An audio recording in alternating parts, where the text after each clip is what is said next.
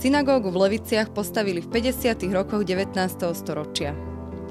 Počas druhej svetovej vojny prestala slúžiť pôvodnému účelu a vznikol tu sklad. V nasledujúcich rokoch sa jej stav zhoršoval a čoraz viac sa narúšala jej statika. Havarijný stav pretrval až do roku 2010, kedy sa začala jej rekonštrukcia. V tejto súvislosti sme oslovili primátora mesta Levice a položili sme mu niekoľko otázok. Kedy vznikla myšlienka zrekonštruovať Levickú synagógu a aký bol priebeh realizácie tohto projektu? Myšlienka zrekonštruovať synagógu vznikla v roku 2003, to znamená po mojom nastúpení funkcie za primátora mesta. A musím povedať, že to úsilie, ktoré trvalo vlastne celé moje volebné obdobie, bolo korunované až 3. žiadosťou, úspešnou žiadosťou o nenávratný finančný príspevok. Takže snažili sme sa skutočne dlho, ale som rád, že s dobrým výsledkom. Projekt je financovaný z regionálneho operačného programu, to znamená z fondov Európskej únie. Dostali sme nenávratný finančný príspevok, pričom štát kofinancuje hodnotu 10%, celkovej hodnoty a mesto 5%. Som rád, že zatiaľ celá stavba beží v režime pôvodne schváleného harmonogramu časového. Predpokladám, že bude ukončená v priebehu mesiaca február, pričom slávnostné otvorenie plánuje mesto na prelome mesiaca apríl-máj.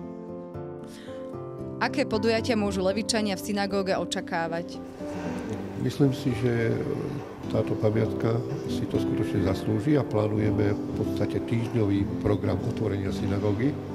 A nie tak z dôvodu toho, aby sme sa dostali čo viac umelcov, ale aby sme sa dostali čo viac divákov. To znamená, aby sa Levičania, tí, ktorí budú mať záujem, mohli pozrieť synagógu zvonku i znútra.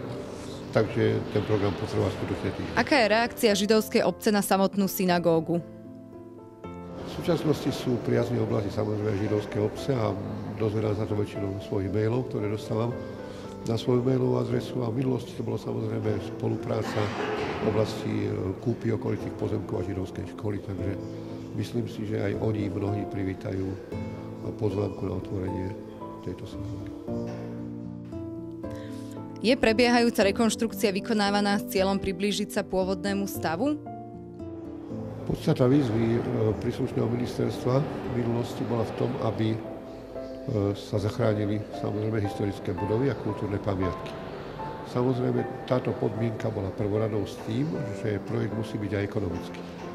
To znamená, že museli sme spojiť aj ekonomiku budúcej prevádzky synagógy s tým, ako napodobniť alebo čo najviac kopírovať to, ako vyzeralo. Musím povedať, že celá stavba sa realizovala pod dohľadom Krajského pamiatkového úradu v Nitre a musím povedať, že za veľmi prísnej kontroly a stanovenia prísnych podmienok rekonštrukcie synagógy. To, čo bolo zachovateľné, čo len bola malá nádej, tak to sme zachovali a súčasná podoba synagógy vo vnútri je verná tomu, keď bola pôvodne postavená. Oživí zrekonštruovaná synagóga kultúrny život v meste Levice? Snažili sme sa zmultifunkčniť využívanie tohto zariadenia s tým, že prvom rade to bude koncertná sála. Myslím si, už samotná stavba aj akustické predpoklady alebo predpoklady dobrej akustiky v tejto budove dávajú k tomuto veľký predpoklad. Tie koncerty, ktoré dnes robíme na hrade, robíme ich v terajšej družbe alebo v juniore, budú prebiehať práve v synagóge.